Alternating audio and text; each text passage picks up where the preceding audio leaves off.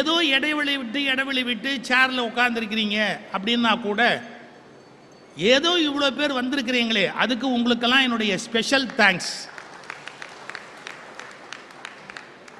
ஆனால் மனிதர்கள் பாருங்க, பக்கத்தில் ஒரு ஆள் இருக்கிற போது பக்கத்தில் உட்காராம தள்ளி தள்ளி உட்கார்றதுல ஒரு சந்தோஷம் இருக்கு.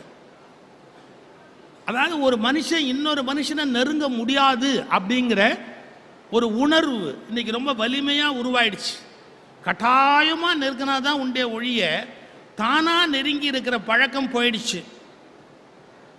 ஆனால் என்ன சொல்லுகிறார்கள், அந்த சேர்ந்து கல்யாண வீட்டில் இல்லை துக்க வீட்டில் இல்லை ஏதோ ஒரு உறவில் நடக்கிற ஒரு விழா காரணமாக கூட்டமாக நம்ம சேருகிற போது நம்முடைய மூளையில் உற்பத்தி ஆகிற ஹார்மோனில் ஒரு குறிப்பிட்ட ஹார்மோன் எல்லையற்ற மகிழ்ச்சியை தருகிறது. அது என்னமோ ஆசிட்டோசின் என்னமோ அதனுடைய பேர்.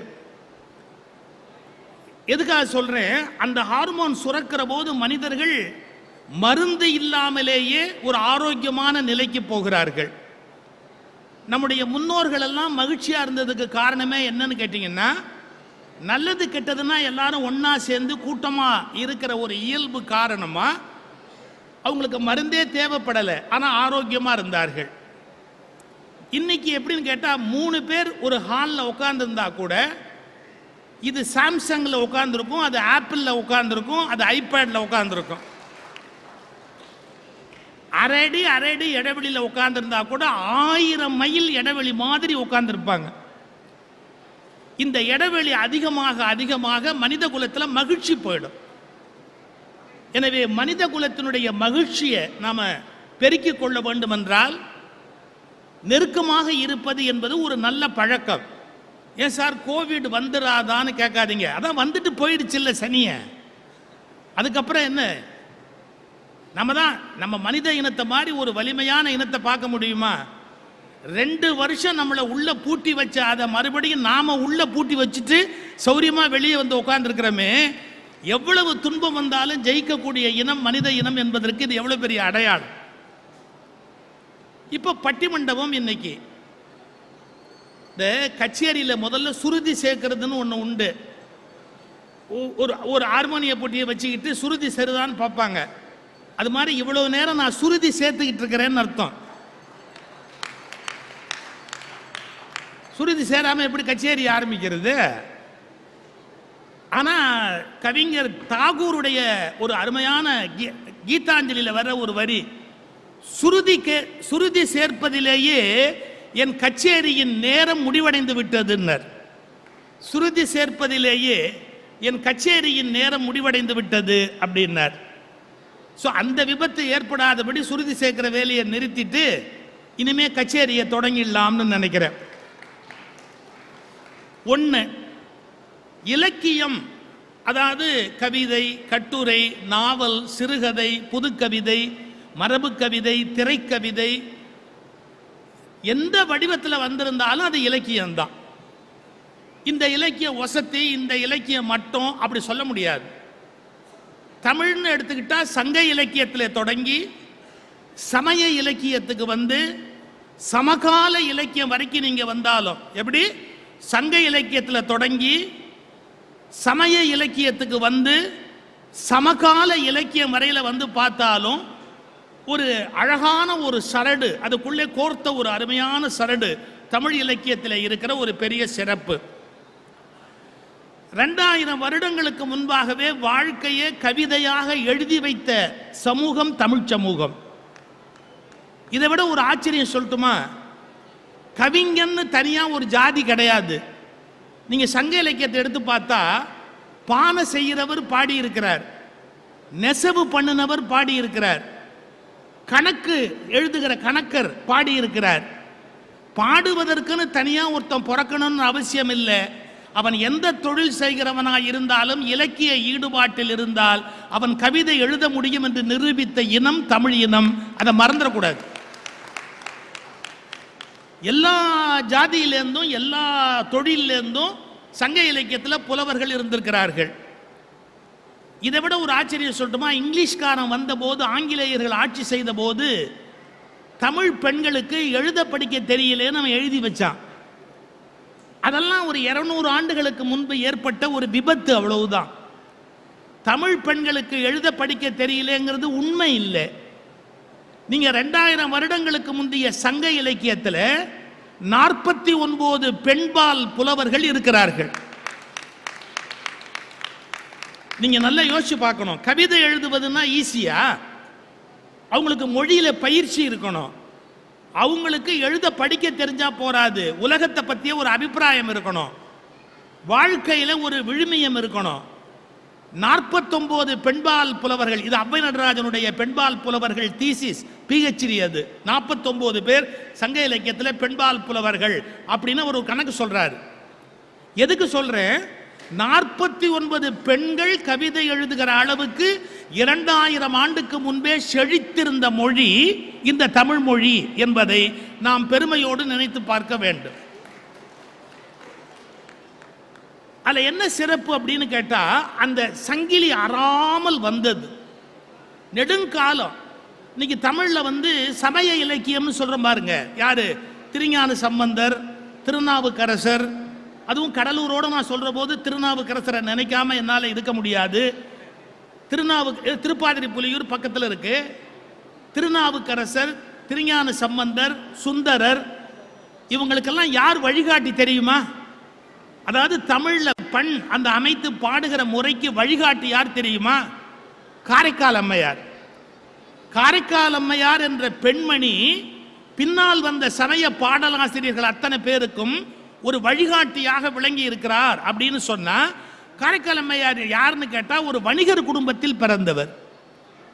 ஒரு சாதாரணமான வணிகர் குடும்பத்தில் இருந்த பெண்மணி அவ்வளவு அழகான ஒரு பாடல் முறையில் எழுதியிருக்கிறார் அப்படின்னு சொன்னா, உண்மையில சொல்றேன், இந்த உலகமே தலைகீழா நின்னாலும் தமிழ் இனத்தை அசைக்க முடியாது என்பதை தயவு செய்து தெரிந்து கொள்ளுங்கள்.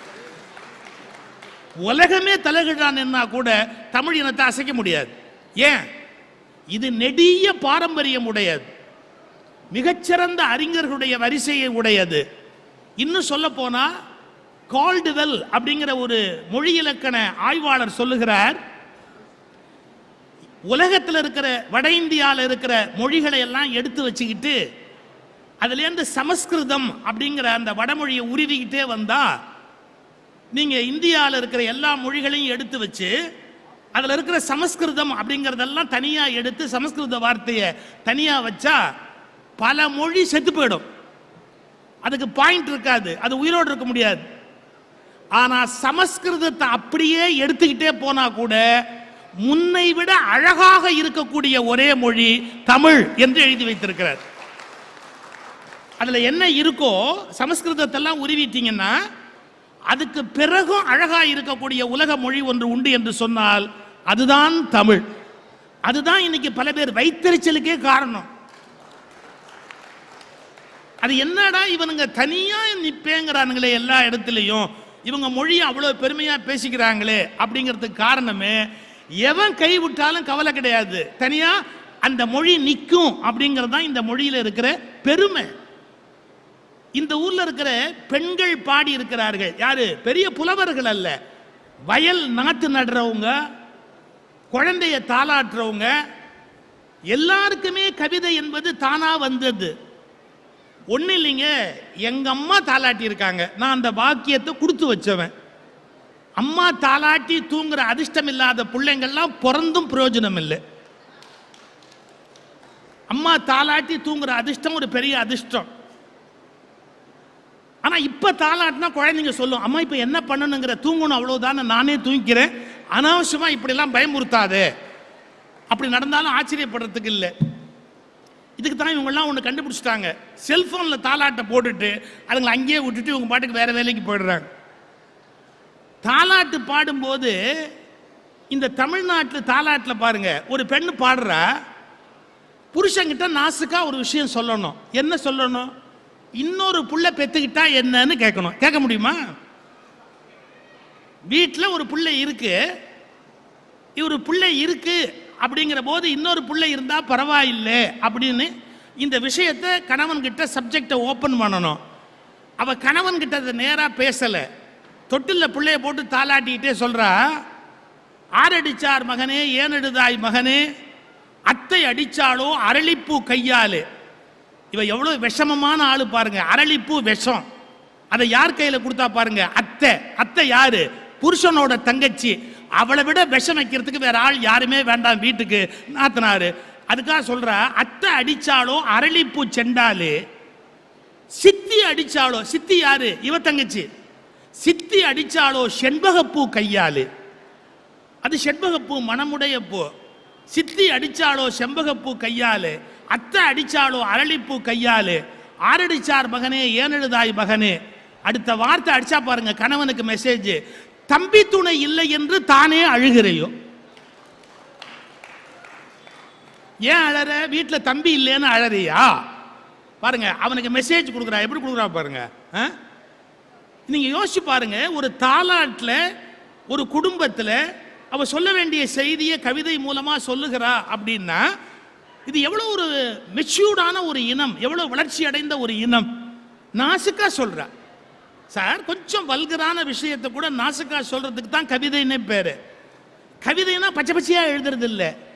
ஒன்றும் இல்லை, ஆணும் பெண்ணும் இணைந்தார்கள் பிள்ளை பிறந்ததுன்னு எழுதணும். கண்ணதாசன் ஒரு வரி எழுதினாரு. என்ன எழுதினாரு? நான் காதல் என்னும் பரிசு தந்தேன் கட்டிலின் மேலே, காதல் என்னும் கவிதை தந்தேன் கட்டிலின் மேலே. அதாவது மனைவியோட காதல் செலுத்தினானா, காதல் என்னும் பரிசு தந்தேன் கட்டிலின் மேலே, அந்த கவிதைக்கு நான் பரிசு தந்தேன் தொட்டிலின் மேலே. எவ்வளவு பெரிய வார்த்தை அது! காதல் என்னும் கவிதை சொன்னேன் கட்டிலின் மேலே, அந்த கவிதைக்கு நான் பரிசு தந்தேன் தொட்டிலின் மேலே. ரெண்டு வரிக்குள்ள ஒரு கணவன் மனைவிக்கு இடையில இருக்கிற தாம்பத்தியத்தை என்ன நாசுக்கா ஒரு கவிதையில எழுதிட்டு போறார்.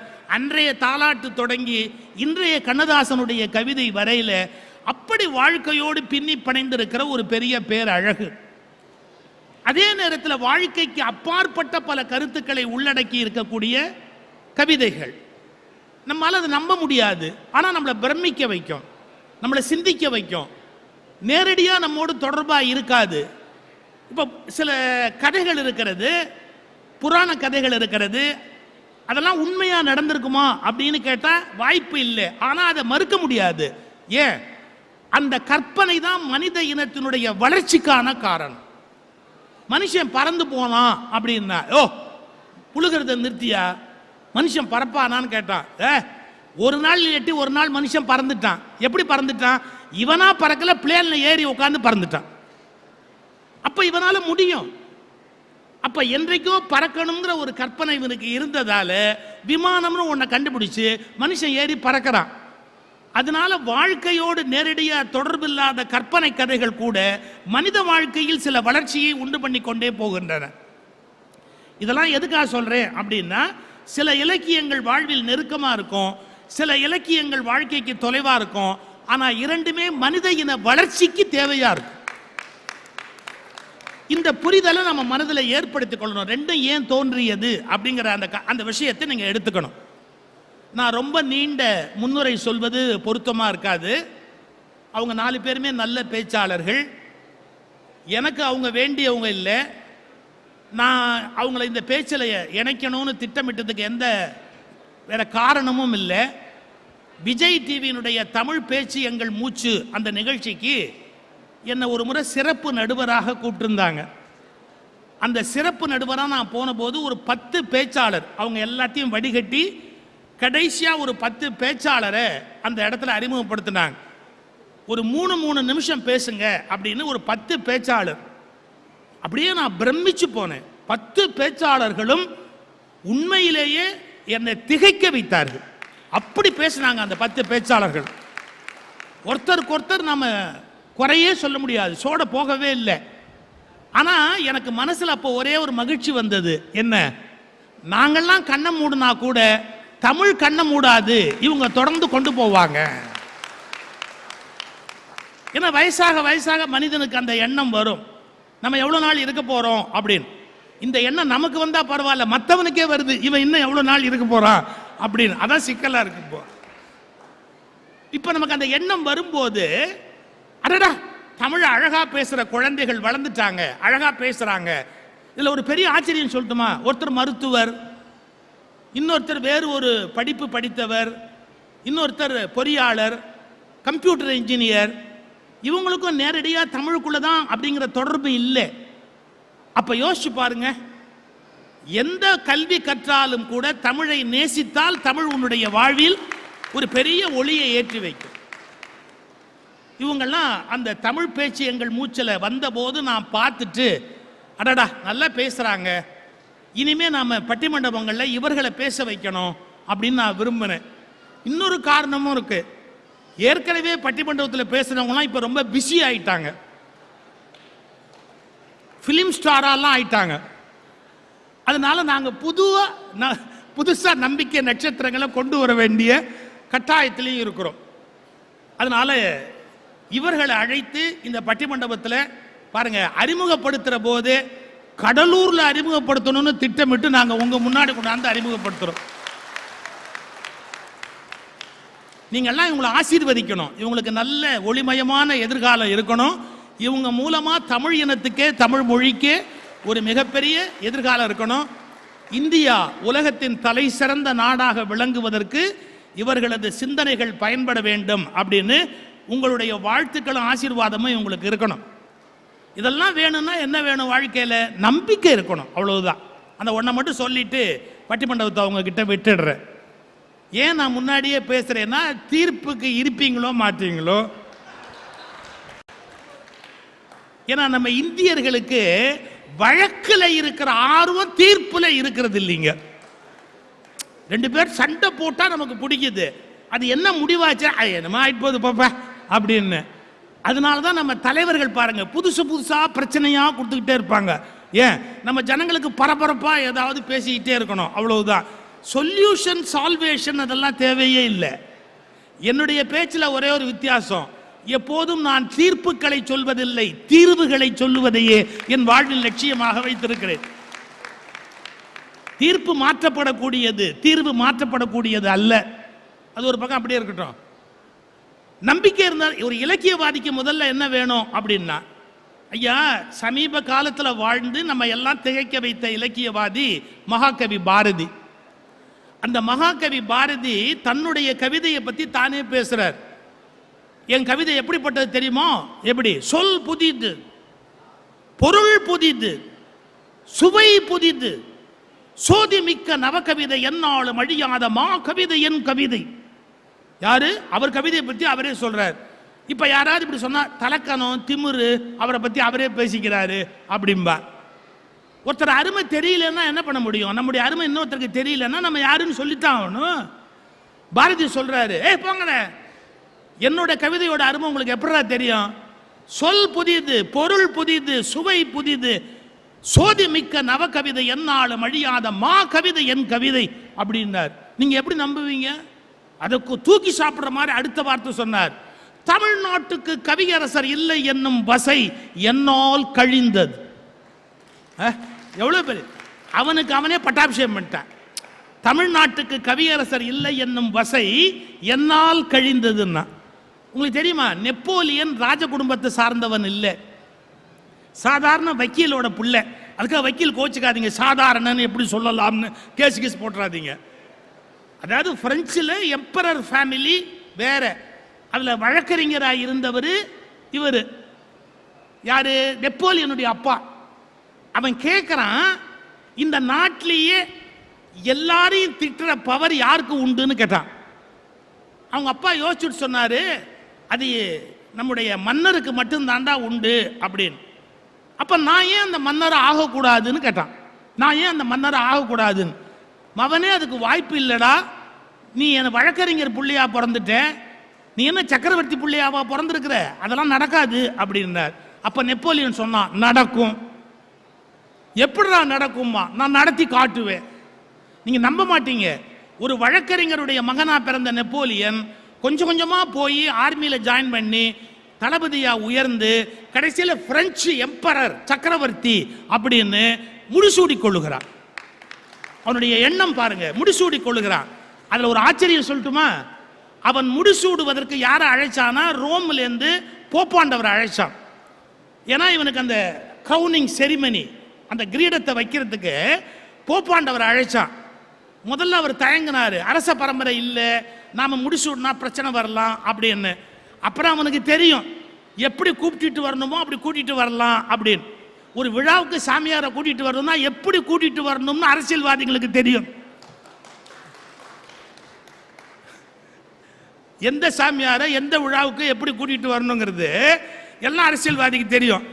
எம்பரர் இல்லையா நெப்போலியன், போப்பாண்டவரை கூட்டிட்டு வந்துட்டான். அவர் தங்கி இருக்கிறாரு, இவனுடைய செரிமனி ஆரம்பிக்குது, போப்பாண்டவர் ரெடியா இருக்காரு. இவன் என்ன பண்ணான் தெரியுங்களா நெப்போலியன்? அவர் நிற்கிறாரு, இந்த இடுப்புலேருந்து அந்த வாளை எடுத்து, தன்னுடைய வாளை எடுத்து அந்த அந்த அந்த மகுடத்தை அப்படி உள்ள கொடுத்து அந்த கிரீடத்தை தூக்கி தானே தலைமையில் வச்சான். ஏன்னா அவரை கூப்பிட்டுருக்கிற ஊரறிய, அவர் முடிசூடுவார்னு எல்லாம் காத்திருக்கிறான், நீயே கத்திய உள்ள விட்டு கிரீடத்தை தலைமையில் வச்சிட்டியே அப்படின்னா. அதுக்கு அவன் சொன்ன பதில், என் வாளால் அடைந்த மகுடத்தை என் வாளாலேயே சூடிக்கொண்டேன். எவனும் எனக்கு இந்த பட்டத்தை கொடுக்கலடா, எம்பரர்ங்கிறது நான் அடைந்தது, என் வாளால் அடைந்த மகுடத்தை என் வாளாலேயே சூட்டி கொண்டேன், அவரை சாட்சியா நிறுத்தி இருக்கேன். Is a witness. யோசிச்சு பாருங்க. ஸோ நீங்க என்ன நினைக்கிறீங்களோ அதுவா உருவாக முடியும். பாரதி சொன்னாரு, தமிழ்நாட்டுக்கு கவியரசர் இல்லை என்னும் வசை என்னால் கழிந்தது அப்படின்னார். நீங்க நம்புவீங்களா? கவிதைக்கு நான் தான் ராஜா அப்படிங்கிறார். சோத்துக்கு வழி இல்லை, பொண்டாட்டிக்கு புடவை வாங்கி கொடுக்க வழி இல்லை, ஆனால் இவர் கவிதைக்கு பெரிய ராஜாவா, என்னை விட்டா அரசன் யாரும் இல்லைன்னார். செல்லம்மா பாரதி வாழ்க்கை வரலாறு எழுதும் போது எழுதுறாங்க, இவங்க ரெண்டு பேரும் திருவனந்தபுரம் ஜூ போறாங்க. திருவனந்தபுரம் ஜூக்கு போகும்போது ஜூவில் சிங்கம் இருக்கு. அந்த சிங்கத்தை பார்த்த உடனே பாரதி அந்த காவலாள்கிட்ட கேட்குறாரு, இந்த சிங்கத்தை தொட்டு பேசலாமா? உங்க யாருக்காவது இது வரைக்கும் அப்படி ஒரு ஐடியா தோணியிருக்கா? இந்த சிங்கத்தை தொட்டு பேசலாமா? அந்த வாட்ச்மேன் கேட்டான், இது வரைக்கும் வந்த யாருக்குமே இப்படி ஒரு ஐடியா வந்ததில்லை, உனக்கு மட்டும் ஏன் இப்படி ஒரு கிறுக்குத்தனமான ஐடியா வருது, ஏன் சிங்கத்தை தொட்டு பேசணும்னு கேட்டான். அதுக்கு பாரதி சொன்ன பதில் பாருங்க, அது காட்டுக்கு ராஜா, யாம் பாட்டுக்கு ராஜா, அரசரும் அரசரும் கைகுலுக்கி பேசுவதுதான் சரியாக இருக்க முடியும். அவங்க அவ்வளவு நம்பினா சார், அரசரும் அரசரும் கைகுலுக்கி பேசுவதுதான் சரியாக இருக்க முடியும் அப்படின்னு.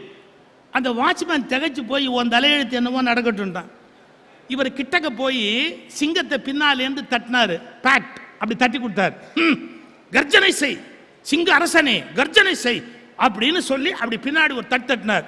அந்த சிங்கம் ஒரு பெரிய பிளிரு, அந்த கர்ச்சனை பெருசா ஒரு ஒலி எழுப்புச்சு. அதை கேட்டு பாரதி சந்தோஷப்பட்டார். எதுக்கு சொல்ல வரேன், நான் பாட்டுக்கு ராஜா நீ காட்டுக்கு ராஜான்னாரு.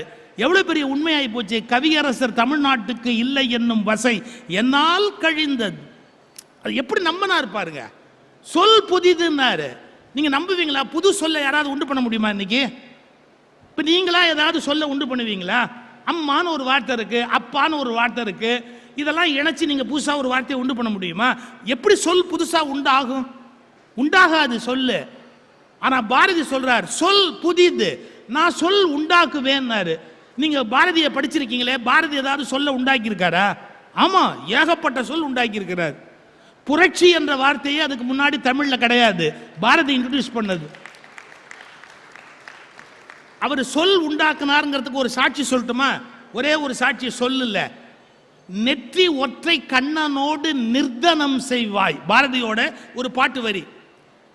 என்ன? காளி ஆடுறா, சிதம்பரத்தில் காளி ஆடுறா இல்லையா, எல்லை காளி கதை இருக்குல்ல, அந்த எல்லை காளி எப்படி ஆடுனான்னா, அவ ஆடுறத பார்த்து சிவபெருமான் ஆடுறாரு, ஆம்பளை தான் உலகத்திலேயே பெரிய ஆளுன்னு ஆடுறாரு, அதுக்கு போட்டியா காளி ஆடுறா. இவர் என்னென்ன முத்திரை வைக்கிறாரோ எல்லா முத்திரையும் அவன் வைக்கிறார். ஆனா ஒரே ஒரு தப்பு பண்ணார், தப்பு இல்லை, ஒரு காரியம், இந்த காலை தூக்கி அப்படி தலைக்கு மேல எடுத்தாரு. காளி யோசிச்சா, இப்படி நாம ஜெயிச்சு ஒன்றும் ஆக போறதில்ல, ஏன்னா நான் நடனத்தில் ஜெயிக்கிறது முக்கியம் இல்லை, ஒரு பெண் தன் பெண்மையை எப்பவுமே இழக்க முடியாது, ஒரு பெண் பெண்ணாகவே இருந்து ஜெயிக்கணும். நான் ஒரு ஆம்பளை காலை உயர்த்தி ஆடிட்டாங்கிறதுக்காக நானும் அப்படி ஆடி ஜெயிச்சு எனக்கு அந்த வெற்றி தேவையில்லை அப்படின்னு காளி காலை மட்டும் ஒசத்தலை. அப்ப காளி ஆடுனது அதுக்கு ஆடினதை அதை ரெண்டையும் சேர்த்துக்கிட்டு பாரதி எழுதுறாரு, நெற்றி ஒற்றை கண்ணனோடு. நெற்றி ஒற்றை கண்ணன்னா சிவபெருமான். நெற்றி ஒற்றை கண்ணனோடு நர்த்தனம் செய்தாய்னு எழுதியிருக்கணும். ஏன்னா சமஸ்கிருதத்தில் நர்த்தனம்ன்ற வேர்டு இருக்கு. அப்புறம் இன்னொரு வார்த்தை இருக்கு, நிருத்தியம்னு ஒரு வேர்டு இருக்கு வடமொழியில.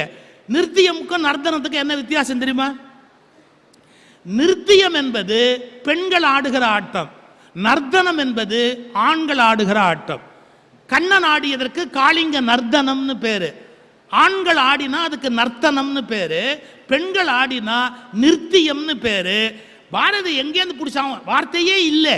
இது ஒரு ஆண் ஆட ஆணை போல ஒரு பெண் ஆடியதால் இதை ஆண் ஆட்டம் நர்த்தனம் என்றும் சொல்ல முடியாது, பெண்ணின் நாட்டியம் நிருத்தியம் என்றும் சொல்ல முடியாது. எனவே இந்த காளி ஆடியது ஆணும் பெண்ணுமாய் ஆடியதால் நிர்த்தனம் என்ற ஒரு வார்த்தையை, இதுவரை இலக்கியத்தில் இல்லாத வார்த்தையை பாரதி கொடுத்தாரு. நீங்க யோசிச்சு பாருங்க, ஒரு புது சொல், அதுக்கு முன்னாடி மொழியிலேயே கிடையாது. நிர்த்தனம் செய்தாய், நெற்றி ஒற்றை கண்ணனோடு நிர்த்தனம் செய்தாய். அப்ப புதிய சொற்களை கவிஞன் உருவாக்குகிறார், புதிய வாழ்க்கை முறையை கவிஞன் உருவாக்குகிறார், புதிய கருத்துக்களை எழுத்தாளன் உருவாக்குகிறான், புதிய புதிய வாழ்க்கை முறையை மக்களுக்கு படைப்பாளிகள் தருகிறார்கள். அதுக்கப்புறம் சினிமா, சிறுகதை, ஒவ்வொன்றும் ஒவ்வொரு விதமான மாற்றங்களை உலகத்தில் ஏற்படுத்தி கொண்டே வந்தது.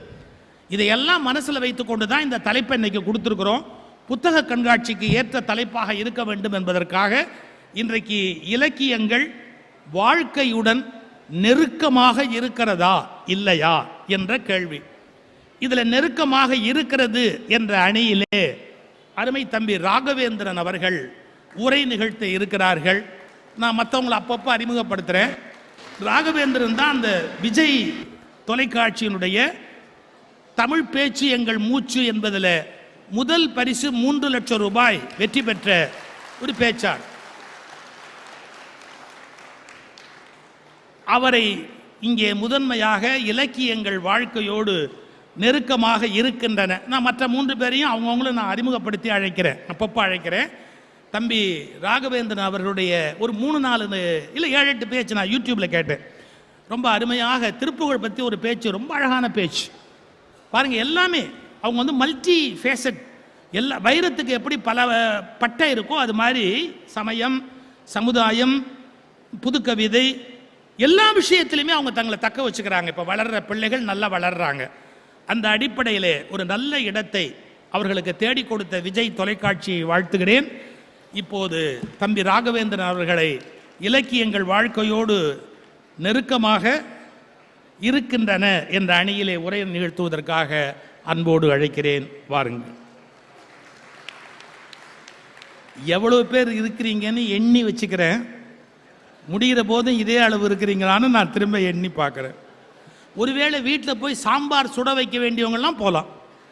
நல்லாவின் பால் முழுதும் கன்றுக்கில்லை, நறும்பூவின் மனம் முழுதும் சோலைக்கில்லை, நெல்லாகும் கதிர் முழுதும் நிலத்துக்கில்லை, நிறைகின்ற நீர் முழுதும் குளத்துக்கில்லை, பல்லாரும் கனி முழுதும் மரத்துக்கில்லை, பண் நரம்பு இசை முழுதும் யாழுக்கில்லை, எல்லாமே பிறர்க்குழைக்க காணுகின்றேன், என் வாழ்வும் பிறர்க்குழைக்க வேண்டுமம்மா என தமிழ் தாயை வாழ்த்தி வணங்கி தொடங்குகிறேன்.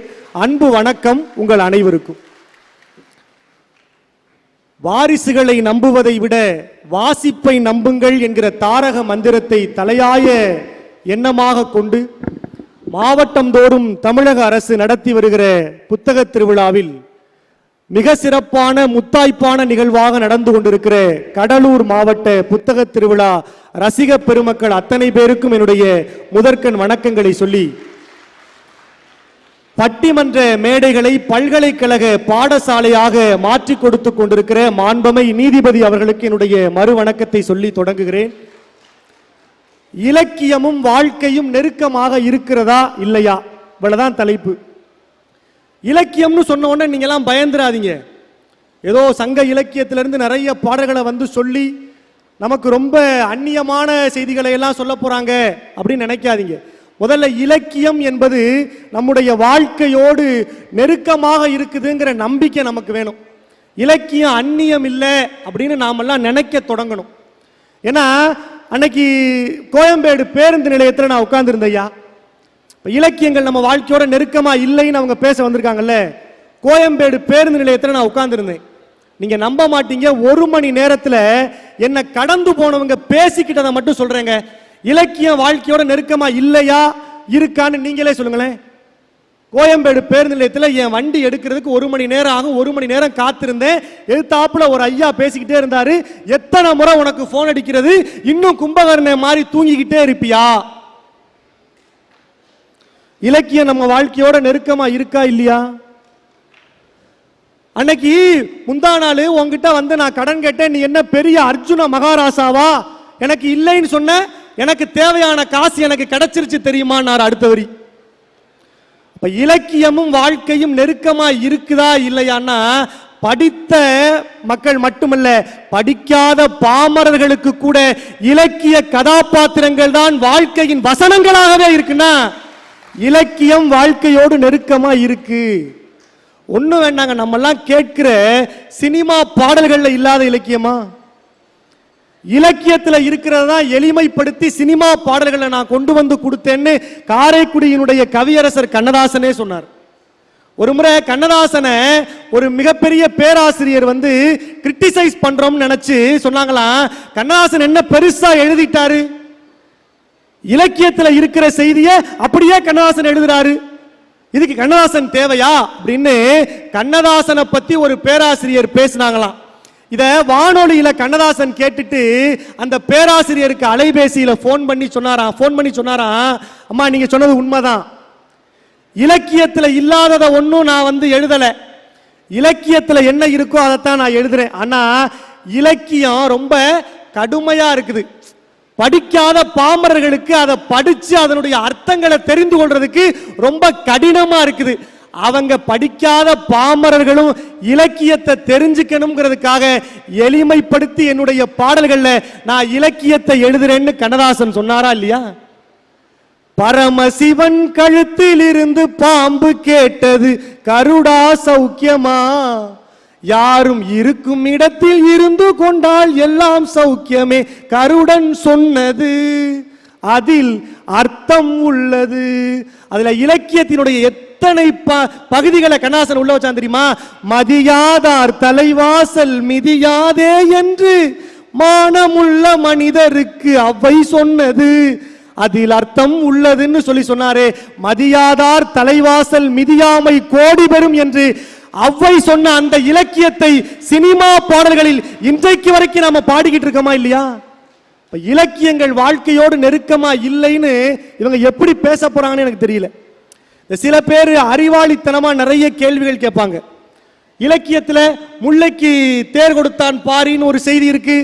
இந்த அறிவில் சிறந்தவர்கள் தங்களை நினைச்சுக்கிறவங்க என்ன செய்வாங்க, இந்த பாரிக்கு அறிவே இல்லையா, அவ்வளவு பெரிய அரச தேரையா வந்து ஒரு முல்லை செடிக்கு கொடுக்கிறது, ஒரு கம்பை எடுத்து அந்த முல்லை செடியை அதுல சுத்தி விட்டு இருந்தா பத்தாதா, ஏன் வந்து ஒரு மிகப்பெரிய அரச தேரையே வந்து பாரி வந்து நிறுத்தினா? இதெல்லாம் இன்னைக்கு நடைமுறை வாழ்க்கைக்கு ஒத்து வருமா? அரச தேரை யாராவது நிறுத்த முடியுமா? ஏதாவது செடி வந்து வாடி போயிருந்தா குச்சி எடுத்து கூட இன்னைக்கு நிப்பாட்டுறதுக்கு ஆள் இல்லையே அப்படின்னு எதிரணியில இருந்து வந்து சொல்லலாம்.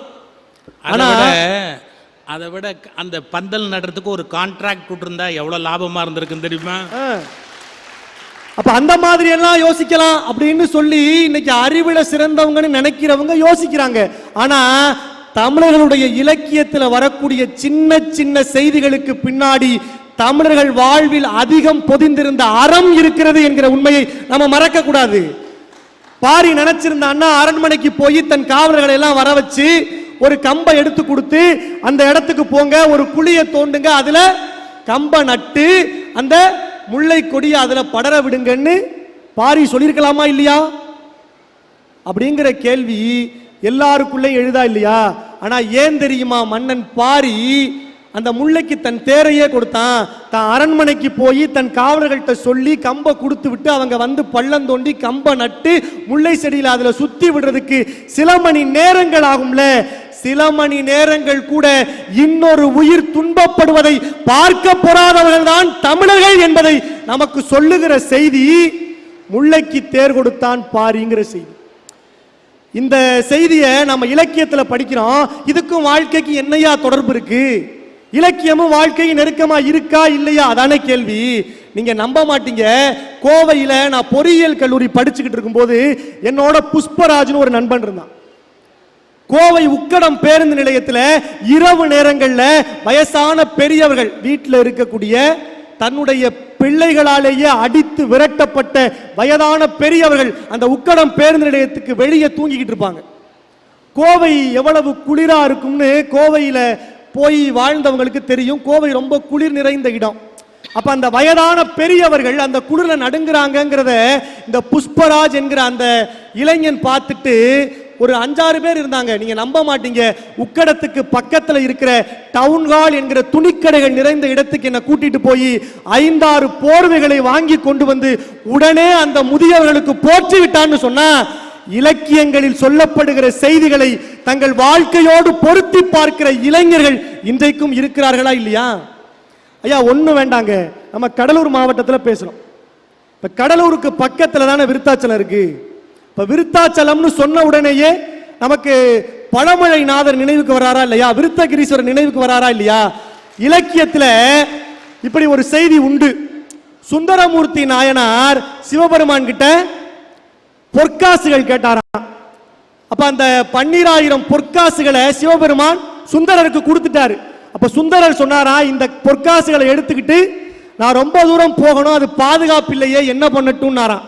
இப்ப சிவபெருமான் சொன்னாரா, இந்தா என்னுடைய ஆலயத்துக்கு முன்னாட ஓடிக்கிட்டு இருக்கே இந்த மணிமுத்தா நதி, இதுல பொற்காசுகளை போடு, நீ திருவாரூருக்கு போ, திருவாரூர் குளத்தில் அந்த பொற்காசுகளை எடுக்க முடியும்னு சொல்லி சிவபெருமான் சொன்னாரா இல்லையா? மணிமுத்தாரில் போடப்பட்ட பொற்காசுகளை திருவாரூர் குளத்தில் எடுத்து பயன்படுத்தினார் சுந்தரமூர்த்தி நாயனார். இலக்கியத்தில் செய்தி இருக்கு. சார், இதுக்கும் இன்றைக்கு இருக்கிற நடைமுறை வாழ்க்கைக்கு என்ன சம்பந்தம்? அதானே கேக்குறீங்க. நாம கடலூர் மாவட்டம் ஸ்டேட் பேங்க்ல போட்ட பணத்தை சென்னையில இருக்கிற ஸ்டேட் பேங்க் ஏடிஎம்ல எடுக்கிறோமா இல்லையா? இலக்கியமும் வாழ்க்கையும் இன்றைக்கும் நெருக்கமாகத்தான் இருக்கிறது. அதே விருத்தகிரீஸ்வரர் கோயில விபசித்தி முனிவர்னு ஒருத்தர் கட்டினாருங்க. அவருடைய மேற்பார்வையில தான் அந்த ஆலயம் கட்டப்பட்டது. அப்ப அந்த ஆலய திருப்பணிகளில் ஈடுபட்டவர்களுக்கு பணம் கொடுக்கணும்ல. அப்ப அந்த விபசித்து முனிவர் என்ன பண்ணுவாராம், அந்த ஆலயத்தினுடைய தல விருட்சம் என்ன? வன்னி மரம். அப்ப அந்த வன்னி மரத்து இலைகளை அந்த திருப்பணி செய்கிற பணியாளர்கள்ட்ட கொடுத்து அனுப்புவாராம். நீ உண்மையிலேயே இந்த ஆலய திருப்பணிக்காக வேலை செஞ்சிருந்த அப்படின்னா, அந்த ஆலயம் கட்டுமான பணிக்கு நீ உன்னுடைய முழு மனதோடு உன்னுடைய வேலையை நீ செஞ்சிருந்த அப்படின்னா, நீ வீட்டுக்கு போன உடனே வன்னி மர இலைகள் பணங்களாக மாறும் என்று சொல்லி விபசித்தி முனிவர் கொடுத்தார். உண்மையிலேயே திருப்பணிகளை முழு மனதோடு செய்தவர்களுக்கு வன்னி மர இலைகள் பணங்களாக மாறியது என்பது இலக்கியத்திலும் இன்றைக்கு இருக்கிற புராணங்களிலும் இருக்கிற செய்தி. சார், இதுக்கும் இன்னைக்கு இருக்கிற வாழ்க்கைக்கு என்ன சார் நெருக்கம்? அதானே கேக்குறீங்க. இன்னைக்கும் நிறைய தொழில் பண்றவங்களுக்கு செக் கொடுக்குறாங்களா? வன்னிமர இலைகள் போல நாம் முழு மனதோடு செய்கிற செயல்பாடுகளுக்கு காசோலைகள் வழங்கப்படுகிறது. உண்மையிலேயே நாம் அந்த வேலையை முழு மனதோட திருப்தியோட செஞ்சோம்னா அந்த செக் பேங்க்ல போட்டா நமக்கு காசா வரும். நாம பித்தலாட்டம் பண்ணோம்னா அந்த செக்கு பவுன்ஸ் ஆகி போகும்ங்கிறத விபசித்து முனிவர் தன்னுடைய வன்னிமர இலைகளை பணங்களாக மாற்றுகிற அந்த புராண கதையிலிருந்து நமக்கு சொல்லி கொடுக்குதா இல்லையா? இலக்கியங்கள் நம்முடைய வாழ்க்கையோடு மிக நெருக்கமாக இருக்கிறதுங்கிறதுக்கு இன்னொரு உதாரணம் சொல்லட்டுமா? விஜய் தொலைக்காட்சியில திருப்புகள்ல நான் பேசினேன், ஐயா பதிவு பண்ணாங்கல்ல, அந்த திருப்புகள்ல நான் சொன்ன ஒரு செய்தி. இந்த திருப்புகழ் அப்படிங்கிற அந்த இலக்கியத்தை அருணகிரிநாதர் என்கிற ஒரு புலவர் எழுதினாரு. அப்ப திருவண்ணாமலையில சம்பந்தாண்டான்னு இன்னொரு புலவர் இருந்தாராம். பொதுவா 2 புலவர்களுக்கு இடையே சண்டை இருக்கும் எப்போதுமே. அப்ப இந்த சம்பந்தாண்டான்கிற புலவன் என்ன பண்ணானா, அருணகிரி எழுதின இலக்கியம் என்ன பெரிய இலக்கியமா? அப்ப அந்த திருப்புகளை பாடுனா முருகனே வருவாருன்னு சொல்றாங்களே, உண்மையா? எங்க அருணகிரி வா, நம்ம 2 பேரும் வாது வச்சுக்கலாம், நீ திருப்புகள் பாடு, முருகன் வாராரான்னு பார்ப்போம் அப்படின்னு சம்பந்தாண்டான் அருணகிரிய வாது கலைச்சானா. திருவண்ணாமலை ஆலயத்தில் இருக்கிற வளைகாப்பு மண்டபத்தில் அருணகிரிநாதர் திருப்புகளை பாடினாராம். திருப்புகளை பாட பாட பாட முருகன் வரவே இல்லையா. இப்ப என்ன அங்கே ஒரு சின்ன நுட்பம் நடந்திருக்கு, விசனம் என்ன நடந்திருக்கு அப்படின்னா, இந்த சம்பந்தாண்டான் ரொம்ப சிக்கலான ஆளு. இவர் என்ன பண்ணாராம், காளி பக்தன், அன்னை பார்வதியினுடைய பக்தன் இந்த சம்பந்தாண்டான். இந்த சம்பந்தாண்டான் என்ன பண்ணாராம், பார்வதியை நோக்கி தவம் இருந்து நான் அருணகிரியை சண்டைக்கு கூப்பிட போறேன், அவர் திருப்புகழை பாடுவாரு, முருகன் வந்துடக்கூடாது, நான் உன்னுடைய பக்தன், நீ என்ன தெரியுமா செய்யணும், முருகனை குழந்தையா மாத்தி உன் மடியிலேயே வச்சுக்க, அருணகிரி திருப்புகழை பாடும்போது நீ முருகனை அனுப்பிச்சிடாதன்னு சொன்னாராம். காளி தன்னுடைய பக்தன் கேட்கிறானேன்னு சொல்லி வரத்தை கொடுத்தாலாம். குழந்தையாக்கி முருகனை தன் மடியிலேயே காளி வைத்துக் கொண்டால், அருணகிரி திருவண்ணாமலை வளைகாப்பு மண்டபத்தில் திருப்புகழை பாடுறாரு, முருகன் வரவே இல்லை. அப்ப அருணகிரி என்ன பண்ணாராம், முருகனுடைய வாகனமாக இருக்கிற மயிலையும் தன்னுடைய திருப்புகள்ல இணைத்து பாடினாராம். மயிலை திருப்புகள்ல இணைத்து பாடினாராம். மதுரவாணி தானாட, மலரில் வேத நாராட, மருவு வானில் உலோராட, மதியாட, வனச மாமியாராட, நெடிய மாமனாராட, மயிலும் ஆடி நீயும் ஆடி வரவேணும்னாராம். எல்லா கடவுள்களையும் ஆடன்னு சொல்லிட்டே வந்துட்டு மயிலும் ஆடி நீயும் ஆடி வரவேணும்னு அருணகிரி திருப்புகள்ல மயிலை இணைத்து பாடினாராம். மயிலுக்கு ஒரே ஆனந்தம். கடவுள்கள் வரிசையில என்னையும் இணைச்சு நீ பாடியிருக்கிய அருணகிரின்னு சொல்லி மயில் தன்னை மறந்து தோகையை விரித்து ஆடியது. ஒரு தாய் மயில் ஆடுனா என்ன செய்வா, தன் பிள்ளைக்கு அதோ பாரு மயில் எவ்வளவு அழகா தோகையை விரிச்சு ஆடுதுன்னு காட்டுவாள்.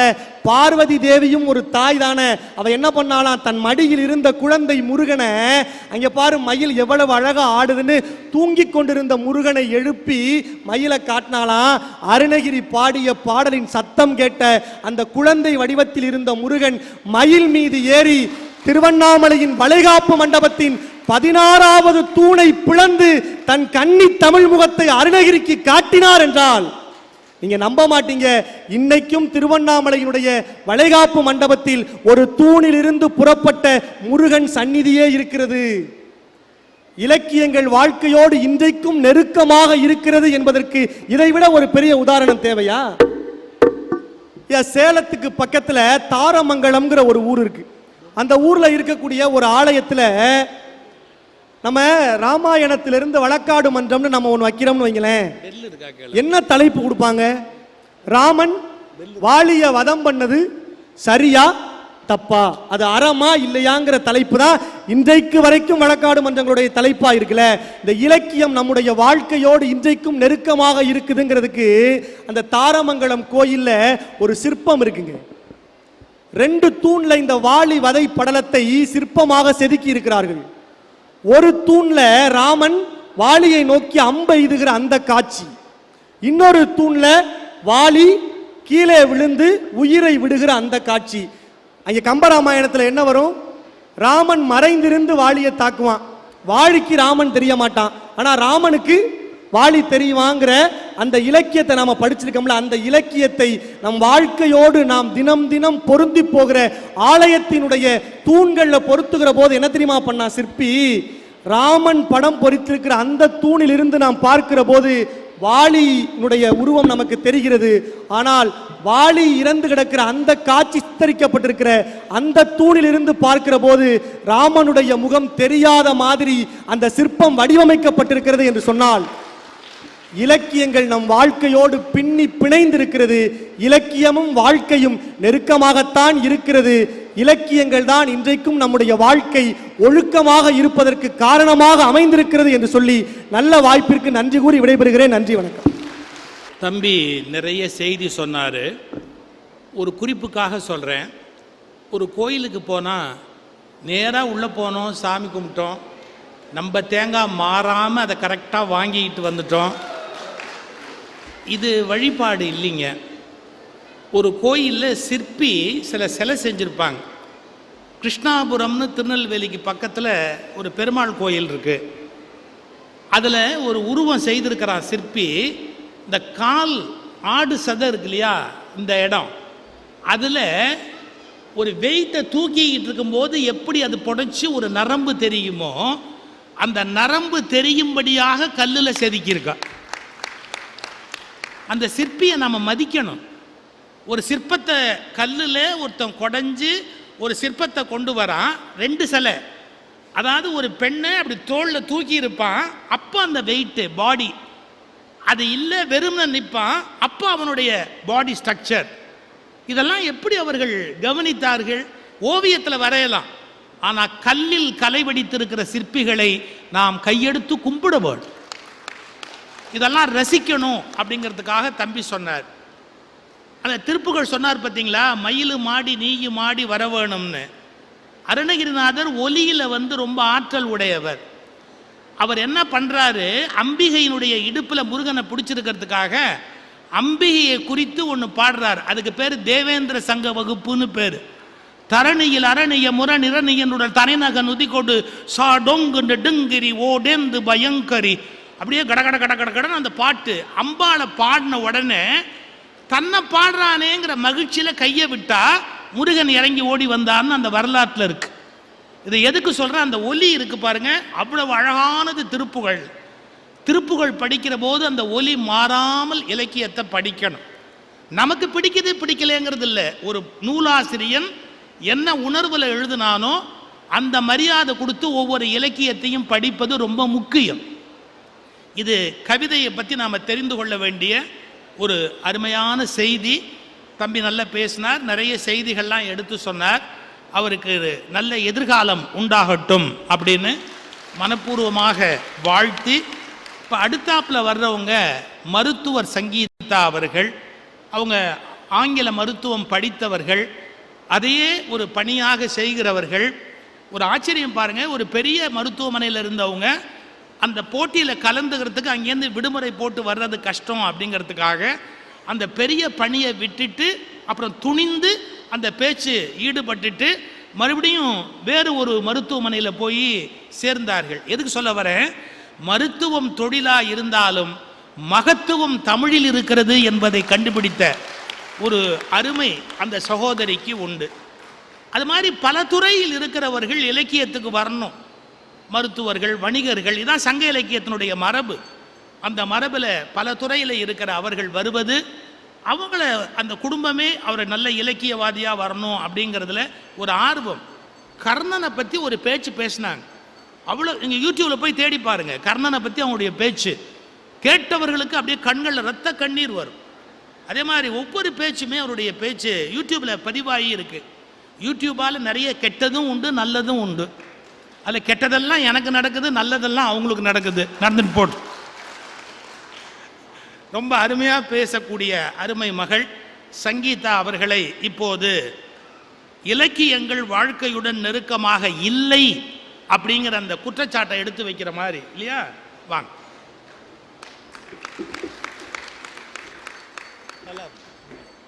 அலைகள் என்றும் ஓய்வதே இல்லை. அலைபாயும் மனதோடு கடற்கரை வந்தால் அந்த அலைகளின் அழகு நம்மை அணைத்து கொள்ளும். அதுபோல அழகு தமிழ் கொண்டு சேர்க்க கடலூர் வந்தேன், என்னை உங்களோடு இணைத்து கொண்டீர்கள். ஓயாத அலையாய் எங்கள் உரைகளை கேட்டு ரசித்து கொண்டிருக்கும் உங்கள் அனைவருக்கும், மதிப்பிற்குரிய எங்கள் நடுவர் ஐயா அவர்களுக்கும், சக பேச்சாளர் பெருமக்கள் அனைவருக்கும் என்னுடைய அன்பு வணக்கம். எதிரணியில் பேசிய நண்பர் ஏதோ நாங்கள் இலக்கியத்திற்கே எதிரானவர்கள் போல பேசினார். நம்பிராதீங்க, தலைப்பை நல்லா புரிஞ்சுக்கணும். இலக்கியம் வாழ்க்கையும் நெருக்கமானவை அல்லங்கிறது தான் தலைப்பு. இலக்கியத்திற்கும் வாழ்க்கைக்கும் சம்பந்தமே இல்லைங்கிறது தலைப்பு இல்லை. இலக்கியம் என்பது பதிவேடுகள், ஒரு கல்வெட்டு மாதிரி. அடித்தது தான், எடிட்லாம் பண்ண முடியாது. ஆனா மனிதனுடைய வாழ்க்கை இருக்கு இல்லையா, அது கால சூழ்நிலைக்கு தகுந்தாற் போல மாறிக்கொண்டே இருக்கும். எங்க அணி என்ன சொல்ல வரோங்கிறத சுருக்கமா சொல்லிடுறேன். இலக்கியத்தில் சொல்லப்பட்ட கருத்துகள் இன்றைய வாழ்க்கை சூழலோடு ஒத்துப்போகவில்லை என்பதுதான் எங்களுடைய வாதம். இன்னும் சொல்ல போனால் எங்களுடைய ஆதங்கம். இன்றைக்கு நிறைய இளைஞர்கள் வந்திருக்கிறீர்கள், பெற்றோர்கள் வந்திருக்கிறீர்கள். நான் கேட்கிறேன், நீங்க வீட்டில் இருக்கக்கூடிய உங்க பிள்ளைகள்கிட்ட போய் ஃபேஸ்புக் உடைய ஓனர் யாருன்னு கேட்டு பாருங்க. மார்க் ஜூக்கன்பர்க்னு பெருமையா சொல்லுவாங்க. எக்ஸ் தளத்தினுடைய ஓனர் யாருன்னு கேட்டு பாருங்க, எலான் மஸ்க்னு சொல்லுவாங்க. இதெல்லாம் கேட்டுட்டு 50 காப்பியங்களை எழுதினது யாருன்னு கேளுங்க. சிலப்பதிகாரத்தை சொல்லிடுவாங்க, ஏன்னா இளங்கோவடிகள்னு ஸ்கூல்ல அடிச்சு படிக்க வச்சிருக்காங்க, நமக்கு தெரியும். மீதி எல்லாம் நிறைய பேருக்கு தெரியாது. என்னையவே நிறைய பேர் கேட்பது உண்டு, நீங்கள் மருத்துவம் படித்திருக்கிறீர்களே, தமிழின் மீது அப்படி என்ன உங்களுக்கு ஆர்வம்? நான் சொல்கிறேன், அறிவு சார்ந்த கல்வியை கற்க வேண்டுமா? நீங்கள் அயல்நாடு பயணியுங்கள், பிரான்ஸ் போங்க, ஜெர்மனி போங்க, அமெரிக்கா போங்க, தப்பில்லை. பொருள் ஈட்டுவதற்காக நீங்கள் வேறு மொழியை கற்க வேண்டுமா? வேறு மொழியை கத்துக்கோங்க, தப்பில்லை. ஆனால் நீங்கள் வாழ்வியலை படிக்க வேண்டும் என்றால் உங்கள் தாய்மொழியான தமிழை படியுங்கள். ஆனால் இன்றைக்கு நம் மொழியோடு நாம் ரொம்ப தொலைவில் இருக்கோம் அப்படிங்கிறது தான் நிதர்சனமான உண்மை. எனக்கு இருக்கக்கூடிய மிகப்பெரிய வருத்தம். நான் எதிரணியில் இருப்பவர்களை பார்த்து கேட்கிறேன், 2000 ஆண்டுகளுக்கு முன்னால் ஒரு தமிழன் நம்மள நம்பி இல்ல, உலக மக்கள் அனைவரையும் நம்பி ஒரு பாடல் எழுதி இருக்கிறான். அந்த பாட்டுடைய முதல் வரியும் கடைசி வரியும் நம்ம எல்லாருக்கும் தெரியும். இடைப்பட்ட வரிகள் நிறைய பேருக்கு தெரியாது. நான் இப்ப சொல்ல ஆரம்பிக்கும் போதே உங்களுக்கு தெரிஞ்சிடும். சொன்னீங்கன்னா ரொம்ப சந்தோஷப்படுவேன். யாதும் யாதும் ஊரே யாவரும் கேளீர். அடுத்த வரி, தீதும் நன்றும் பிறர் தர வாரா. இது வரைக்கும் தெரியும். நோதலும் தனிதலும் அவற்றோர் அன்ன, சாதலும் புதுவதன்றே, வாழ்தல் இனிதன்று இனிதன மகிழ்ந்தன்றும் இளமே, முனிவின் இன்னாதென்றலும் இளமே, மின்னொடு வானம் தன் துளி தலையானது, கல் பொருது மிரங்கும் மல்லல், பேராற்று நீர் வழிபடுவும் புனை போல் ஆறுயிர் முறை வழிபடுவும் என்பது திறவோர் காட்சியின் தெளிந்தலம் மாதனின் மாட்சியின் பெரியோரை வியத்தல் இளமே, சிறியோரை இகழ்தல் அதனினும் இளமேன்னு எழுதியிருக்காரு கணியன் பூங்குன்றனார். நான் கேட்கிறேன், யாதும் ஊரே யாவரும் கேளீர்னு நம்ம மேல நம்பிக்கை வச்சு ஒருத்தர் எழுதிட்டு போயிருக்காரு. ஆனா இன்னைக்கு எல்லாமே என்னுடைய ஊர்தான், எல்லோருமே என்னுடைய உறவினர்கள் தான் என்று நாம் நினைக்கிறோமா? அப்படி நினைத்து விட்டால் இங்கு சாதி ஏது, மதம் ஏது? நிம்மதி வேண்டி ஆலயம் சென்றால் அனுமதி தராமல் உயர்ந்தோர் தாழ்ந்தோர் என்று வேறுபாடு பார்க்கிறோமே, அது எதற்கு? நான் சுருக்கமாக சொல்கிறேன், ஆளுக்கு ஒரு அனுமதி சீட்டு என்பது விதிமுறை, ஆளை பார்த்து அனுமதி சீட்டு என்பது வன்முறை. அப்படிப்பட்ட சமூகத்தில் தானே நாம் வாழ்ந்து கொண்டிருக்கிறோம். இதுல இன்னொன்னு கூட கேட்கலாமா? யாதும் ஊரே யாவரும் கீழேங்கிறது உண்மைனா காவிரி நேரம் வந்திருக்கணும். உண்மைங்கய்யா. அதே போல இன்றைக்கு சகோதரத்துவம் இருக்கிறதா? ஒரு ஆண் ஒரு பெண்ணை சகோதரியாக பார்த்து விட்டால் இங்கு பாலியல் வன்முறைகள் ஏது? எனக்கு மிகவும் பிடித்த ஒரு கவிஞன் இருக்காரு. இன்றைக்கு தமிழ் இலக்கியங்கள் பெண்களினுடைய பெருமையை, பெண்களினுடைய வீரத்தை அழகாக எடுத்துரைக்கிறது. ஆனால் இந்த ஒரு கவிஞன் பெண்களினுடைய கர்ஜனையை தனது வரிகளில் தீட்டிய ஒரு ஆண் பிரதிநிதியாக நான் அவரை பார்க்கிறேன். அவர்தான் மகாகவி பாரதி. இன்றைக்கும் நம்மளுடைய வீடுகள்ல நீங்க பரவலா பார்த்தா தெரியும், பொண்ணு எப்படிங்கன்னு கேட்டா, பொண்ணு ரொம்ப அமைதியான பொண்ணு, பொண்ணு ரொம்ப அடக்கமான பொண்ணுன்னு சொல்லுவாங்க. ஆனால் பாரதியாரிடம் கேளுங்கள், ஒரு பெண் என்பவள் யார், ஒரு பெண் எப்படி இருக்க வேண்டும்னு பாரதி சொல்றாரு. நிமிர்ந்த நன்னடை, நேர்கொண்ட பார்வையும், நிலத்தில் யாருக்கும் அஞ்சாத நெறிகளும், திமிர்ந்த ஞான செருக்கும் இருப்பதால் செம்மை மாதர் திரும்புவதில்லையாம்ங்கிறார் பாரதி. அதோடு அவர் நிறுத்தல. இன்னைக்கு நான் நிறைய மேடைகள்ல பேசி வரும் பொழுதும், வாழ்க்கையில சில சூழல்களை தைரியமா எதிர்கொள்ளும் பொழுதும் என்னோட அம்மா கொஞ்சம் பயப்படுவது உண்டு. எல்லா தாய்மார்களுக்குமே அந்த பயம் உண்டு. ஆனால் என்னுடைய தந்தை இந்த மேடை ஏறதுக்கு முன்னாடி கூட சொன்ன வார்த்தை என்ன தெரியுமா? என்னுடைய சுய அனுபவத்தை சொல்றேன், தைரியமா போ, நான் இருக்கேன். ஒரு பெண்ணுக்கு இந்த வார்த்தையை விட ஒரு மிகப்பெரிய உந்துதல் என்னங்க இருக்க முடியும்? அந்த உந்துதலை தான் எனக்கு பாரதி தருகிறார். இன்னைக்கு புத்தக கண்காட்சிக்கு நீங்க வந்திருக்கீங்க, வீட்டுக்கு போகும்போது ஒரு பாரதியார் கவிதை புத்தகத்தை வாங்கிட்டு போங்க. எனக்கு பாரதியினுடைய பாடல்களை படிக்க படிக்க ஒரு கட்டத்தில் பாரதி எனக்கு கவிஞனாக தெரியவில்லை, என்னுடைய தந்தையாக தெரிகிறார். பாரதி ஜட்ஜ்மெண்ட் எழுதுறாரு, வெப்பன் தராரு. பாதகம் செய்வோரை கண்டால் நீ பயம் கொள்ளலாகாது பாப்பா, மோதி மிதித்திடு பாப்பா, அவர் முகத்தில் உமிழ்ந்திடு பாப்பாங்கிறாரு. நீ யாரையாவது உன்கிட்ட தப்பா நடந்துகிட்டா ஏறி மிதிங்கிறாரு பாரதி.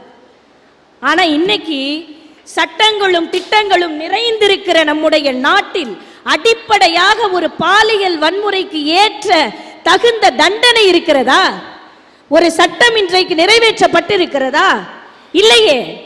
அப்படி இருக்கும்போது எப்படி இலக்கியமும் வாழ்க்கையும் நெருக்கமானவைன்னு சொல்ல முடியும்? அருமை நண்பர் பேசினார், நம்ம வீட்டிலேயே யாராவது தூங்குனா கும்பகர்ண மாதிரி தூங்குறீங்கன்னு சொல்றோன்னு. நான் சொல்றேன், இன்னைக்கு நிறைய வீடுகளில் மகாபாரதம்னா என்ன தெரியுமா நினைக்கிறாங்க? 2 பேருக்கு நடுவில் இருக்க குடும்ப சண்டைன்னு நினைக்கிறாங்க. இன்னும் சொல்ல போனா கர்ணன் மகாபாரத, ராமாயணம்னா கும்பகர்ணன், கர்ணன் ஏங்குமா, கும்பகர்ணனா தூங்குவான், இவ்வளவுதான் நமக்கு தெரியும். இதை தாண்டி இலக்கியங்கள் நமக்கு நிறைய வாழ்வியல் பாடங்களை சொல்லிக் கொடுக்கிறது. அது நமக்கு தெரியுதா? முல்லைக்கு தேர் கொடுத்தார் பாரின்னு ரொம்ப பெருமையா சொன்னாரு.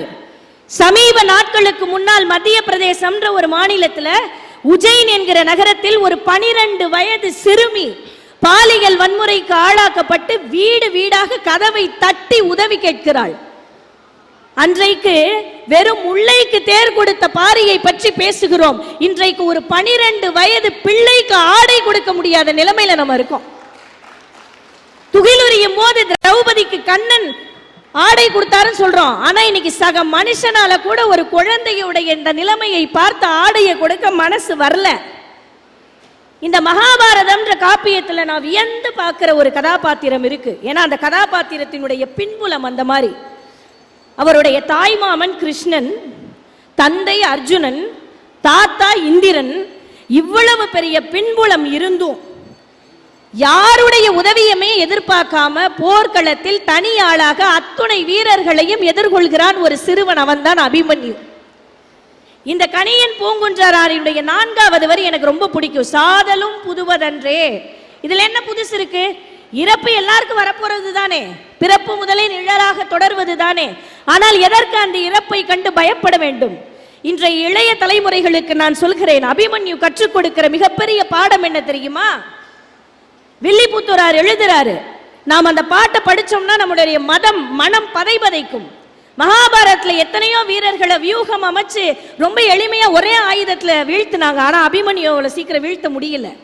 ஏனால் அவன் அறிவால் பராக்கிரமசாலி. ஆனால் அதை தாண்டி அவனிடம் ஒரு குணம் இருந்தது, போராட்ட குணம். அதுதான் இன்றைய இளைய தலைமுறைகளிடம் இல்லை.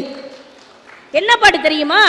சரமறுத்தான், வில்லறுத்தான், கொடியறுத்தான், தேரறுத்தான், சமர பூமி உரமறுத்தான், முதல் பொருத உதய தினகர மைந்தன். இது எல்லாத்தையுமே கர்ணன் மட்டுமே பண்றான். அபிமன்யுனுடைய வில்லு கொடி எல்லாத்தையுமே வீழ்த்திடுறாங்க. உடன்று சீன்று கரமறுத்தான், நடு பொருத கார்முகத்தின் குரு துரோணர் ஒரு கையை வெட்டிடுறாரு. கடைசியாதான் விசயன் காளைதனை சிரமறுத்தான், பின் பொருத சயத்திரதன், இவன் வீரம் செப்பலாமோன்னு எழுதுறாரு வில்லிபுத்தூரார். கடைசியாதான் சயத்திரன் அபிமன்யுனுடைய தலையை வெட்டுறான். ஆக ஒரு இளைஞன் அபிமன்யுவிட்ட எனக்கு ஒரு பிடித்த குணம் இருக்குங்க, கடைசி வரைக்குமே இது போதும்டான் விடவே இல்லை அவனுடைய அந்த போர் குணத்தை. ஆனால் இன்றைக்கு இளைஞர்கள் தடுக்கி விழுந்தா தற்கொலை பண்ணிக்கிறாங்க, மதிப்பெண் குறைந்தால் தற்கொலை, அம்மா அப்பா திட்டாங்களா தற்கொலை. வாழ்க்கை அவ்வளவு கடினமானது அல்ல. நான் ரொம்ப சுருக்கமா சொல்றேன், எழுந்தால் வெற்றி, விழுந்தால் அனுபவம், அவ்வளவுதான் வாழ்க்கை.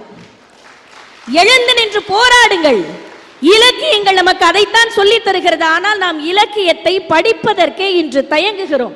இலக்கியங்களை நாம் வெறும் கதையாக பார்க்கிறோம். அதுதான் நம்ம கிட்ட இருக்கிற பெரிய பிரச்சனை. ஆனால் அது வெறும் கதைகள் அல்ல. நீங்கள் இந்த அறிவியல்லாம் இருக்கு இல்லையா, இதெல்லாம் சாதனம். ஆனா இலக்கியம் என்பது சாசனம். நம் முன்னோர்கள் எழுதி வைத்து சென்ற பத்திரங்கள். அது என்னைக்குமே அழியாதுங்க. இந்த மனுஷனுடைய வாழ்க்கையில 2 விஷயம் கேடு, ஒன்னு மது, இன்னொன்னு சூது.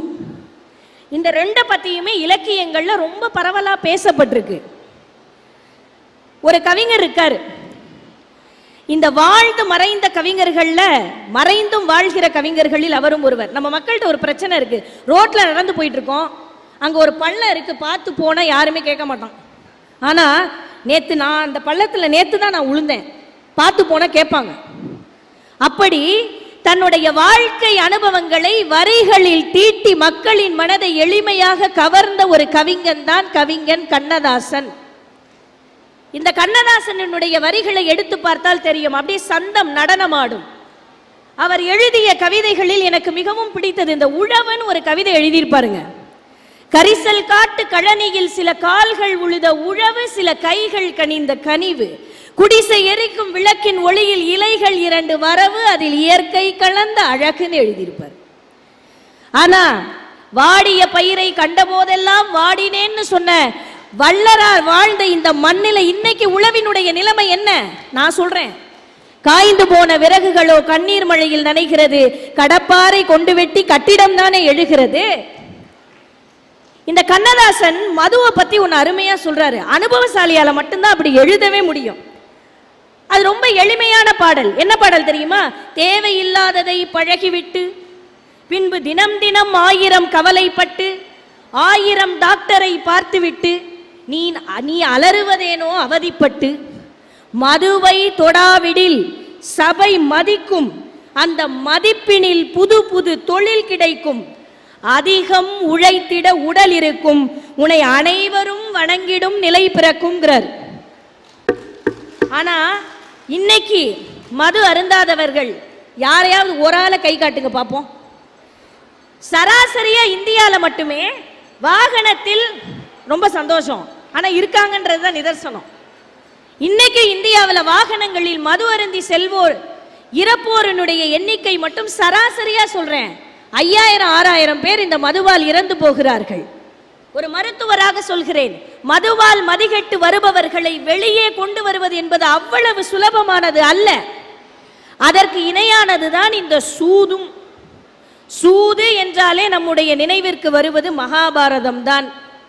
ஏனால் அறத்தின் நாயகன் தருமன் என்றெல்லாம் சொன்ன யுதிஷ்டனே ஒரு கட்டத்தின் நிலை தடுமாறி தன்னையும் இழந்து மனைவிமார்களையும் இழந்து தம்பிமார்களையும் இருந்து மனைவியையே பணையம் வைக்கும் அளவிற்கு தள்ளப்படுகிறான். இதற்கு காரணம் இந்த சூதுதான். அது சூழ்ச்சிதான், இல்லைன்னு சொல்லல, ஆனால் அது அதர்மம். இந்த மகாபாரதம் என்கிற காப்பியம் நமக்கு மிகப்பெரிய பாடத்தை சொல்லித் தருகிறது. சூது உங்களுக்கு வெற்றியையே தருமாயின் அது தோல்விதான். இலக்கியங்களை நாம் முறையாக இன்று படித்திருந்தால் நாம இன்னைக்கு சூதாட மாட்டோம். இன்னைக்கு சூதாட்டம் என்பது நடைமுறையில் இருக்கத்தான் செய்கிறது. ஒரே ஒரு வித்தியாசம் தான், அன்னைக்கு பகடை உருட்டி சூதாடினார்கள், இன்றைக்கு நவீன முறையில் ஆன்லைன் ரம்மி என்று சொல்லிக் கொண்டு சூதாடுகிறார்கள். அன்று பழி தீர்ப்பதற்காக சூதாடப்பட்டது, இன்று பணத்திற்காக சூதாடப்படுகிறது. இவ்வளவுதான் வித்தியாசம். வள்ளுவரை நீங்க படிச்சு பாருங்க. எனக்கு ரொம்ப பிடித்த வள்ளுவர். ஏன் தெரியுமா? முக்காலில் எக்கருத்தும் தப்பாமல் ஈரடியில் நேரடியான கருத்துக்களை சொல்வதில் வள்ளுவனுக்கு இணை வள்ளுவன் தான். அந்த வள்ளுவன் தான் சொல்கிறார், வேண்டற்க வென்றிடும் சூதினை வென்றதுவும் தூண்டிற் பொன் மீன் விழுங்கும் அரிதென்றாரு. நீ சூதுல ஜெயிச்சா கூட அந்த தூண்டில மாட்டிட்டு இருக்கக்கூடிய முள்ள மீன் முழுங்கினதுக்கு சமங்கிறார். அவ்வளவு கொடுமையானது இந்த மதுவும் சூதுவும். ஆனால் இன்றைக்கு இலக்கியத்தில் சொல்லப்பட்டது போல நாம் நடந்து கொண்டிருக்கிறோமா என்பதுதான் கேள்வி. நான் ஒன்று மட்டும் சொல்லி விடைபெறுகிறேன். மொழியில் இருந்து தொலை தூரம் தொலைந்து விடாதீர்கள். ஏன் தெரியுமா? மனிதன் உச்சபட்ச பிரச்சனையில இருக்கும்போது நமக்கு ஆறுதல் தருவது இந்த இலக்கியம் தான். ஆனா நிதர்சனமான உண்மை என்னன்னா, அந்த இலக்கியத்தோட நம்ம நெருக்கமா இல்லைங்கிறது தான் நிதர்சனமான உண்மை. ஆக இலக்கியங்களை படியுங்கள், நெருங்கி வாருங்கள், முடிந்தவரை நெருங்கி வாருங்கள், பழகி பாருங்கள். தமிழை உங்களுக்கு பிடிக்கும் அல்ல, உங்களை தமிழுக்கு பிடிக்கும் என்று சொல்லி விடைபெறுகிறேன். நன்றி, வணக்கம். இல்ல ஆபீஸுக்கு போனாலோ திமிரு பாரு, எவ்வளோ திமிரு பாரு, இன்னும் பெரிய இது மாதிரி இப்படி போகுது. மக்கள் என்ன நினைக்கிறாங்க, ஒரு பெண் அப்படின்னு சொன்னாலேயே அவங்க நிமிர்ந்து நிற்கக்கூடாது அப்படிங்கிற ஒரு உணர்வோடு இருக்கிறாங்க. அந்த வருத்தத்தை ஒரு பெண்ணாக இருந்து அவங்க பதிவு பண்ணினாங்க. பாரதி எதுக்குரி அப்படிங்கிற அந்த பெண்ணை அனுப்புகிறார். திருமணமாகி வேற வீட்டுக்கு போகிறாங்க. அந்த இடத்த நீங்கள் படித்து பார்க்கணும். எதுக்குரி உன்னுடைய கணவனை தவிர மற்ற யாரையும் கண்ணுக்கு கண் நேராக பார். எவ்வளவு பெரிய வார்த்தை! உன்னுடைய கணவனிடத்தில் மட்டும் வேண்டுமானால் நீ ஓர கண்ணால் பார்க்கலாம், மற்ற யாருக்கும் பயப்படாது, 2 கண்களையும் நேருக்கு நேராக பார். அது கூட கணவனுக்கு அந்த நாணத்துக்காக ஒரு ஓரமா பாரு அப்படிங்கிறார். நீ மற்ற யாருக்கும் அந்த வீட்டில் இருக்கிற ஆண்களுக்கு அஞ்ச வேண்டியது இல்லை. எதுக்கு உபதேசம் சொல்லி அனுப்புறார். இந்த மாதிரி பெண்கள் ஒரு சுதந்திரமாக வாழ வேண்டும் என்ற கருத்தை ரொம்ப அருமையாக பாரதி சொன்னாரே, அதுபடி இன்னைக்கு நடைமுறைப்படுத்த முடியுமா அப்படின்னு கேட்குறாங்க. அப்புறம் மதுவினுடைய கொடுமை, சூதினுடைய கொடுமை, இவைகளை எல்லாம் பதிவு பண்ணினார்கள். எல்லாம் இலக்கியத்தில் சொல்லியிருக்குங்க. வாழ்க்கையில் எங்கே நடைமுறைப்படுத்த முடியுது அப்படிங்கிற ஒரு ஆதங்கத்தை சொன்னாங்க. ஆனால் அவங்க பேச்சு முழுக்க நீங்கள் கவனிச்சிங்களா? அவங்க ஒரு டாக்டர் அப்படிங்கிற நினைப்பு கடைசி வரைக்கும் போகவே இல்லை. ஏன் அட்வைஸாக அள்ளி விட்டாங்க, குடிக்காதீங்க, சூதாடாதீங்க.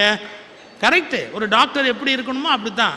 எல்லாத்தையும் அவங்க அறிவுரையாக ரொம்ப அழகாக ஒரு மருத்துவர், இலக்கிய மருத்துவராக, வெறும் உடலுக்கு மட்டுமல்ல இனிய மனத்துக்கும் வைத்தியம் பார்க்கிற ஒரு மருத்துவராக ரொம்ப அழகாக பேசினார்கள். அவர்களுக்கு நம்முடைய வாழ்த்து, பாராட்டு.